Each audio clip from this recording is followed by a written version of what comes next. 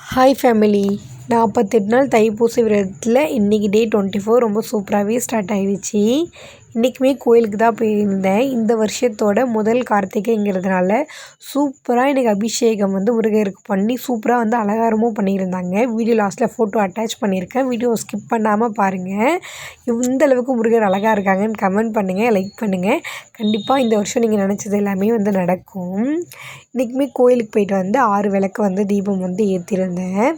அதே மாதிரியே கோயிலே உட்காந்து வேல்மாறல், கந்தசஷ்டி கவசம், திருப்புகழ் இது எல்லாமே பாடியாச்சு. இன்றைக்கி கார்த்திகைங்கிறதுனால 6 மணிக்கெலாம் எங்கள் கோயிலில் அபிஷேகம் ஆரம்பிச்சிடுவாங்க.